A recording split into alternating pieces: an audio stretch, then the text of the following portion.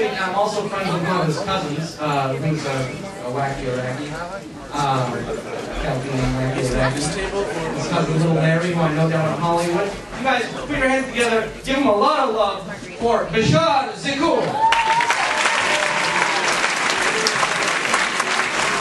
What's going on, San Francisco? Yeah! Where's the Arabs at? Make some noise. I want to hear you guys. Be louder.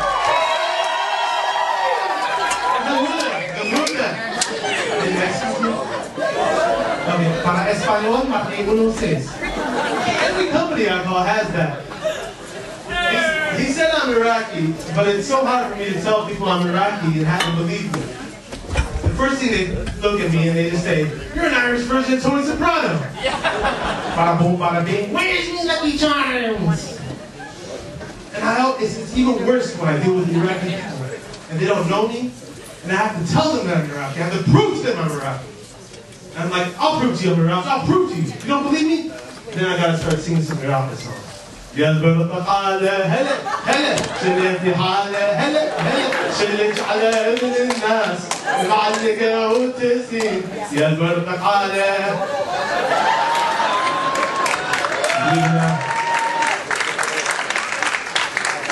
But there's some advantages to being Iraqi, to being Arab, and looking the way I look. Yes, I call these white advantages. Cops never pull me over. Airport security never fucks with me. I got no dirty looks after 9/11. Being an Arab American, I've always found a way to follow my culture. I listen to a lot of Arabic music. Everybody listen to Nancy Osram?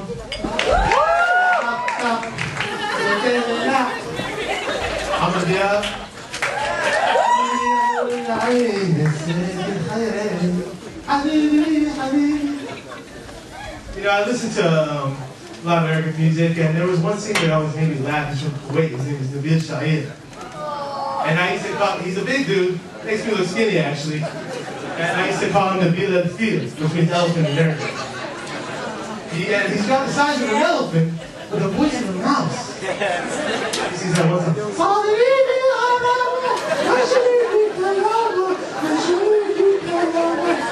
What the fuck is that? In Iraqi music, it's a little bit different than typical Arabic music. Because in typical Arabic music, what do you hear the belly dancing beats? In Iraqi music, we use that drum, but then we use another drum that's even louder. It's called a zambur, which is a bad word in Arabic. That drum, what does it sound like? It sounds like a machine gun!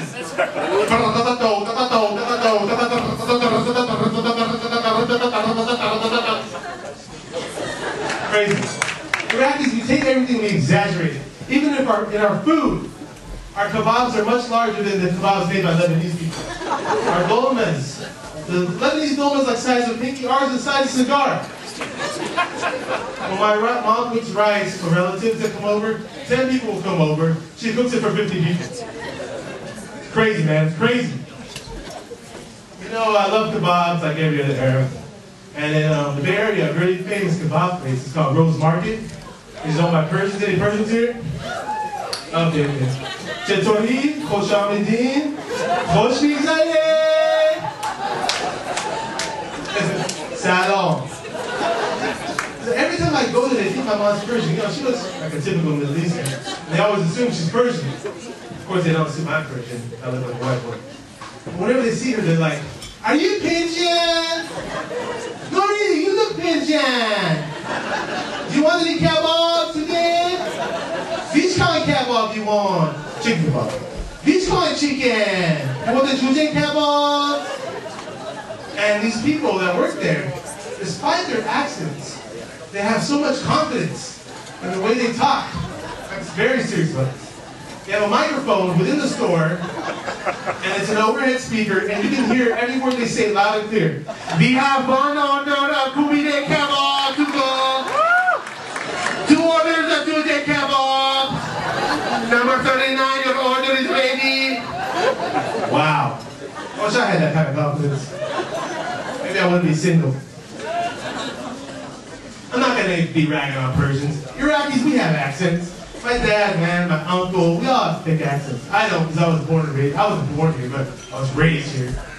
My dad, for example, whenever he makes something in the house, it's as if I'm all the way in Baghdad. You're watching TV.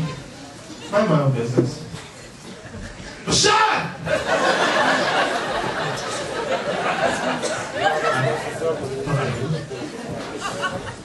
Can you make some coffee? Oh yeah, sure, no problem. Then I had this uncle.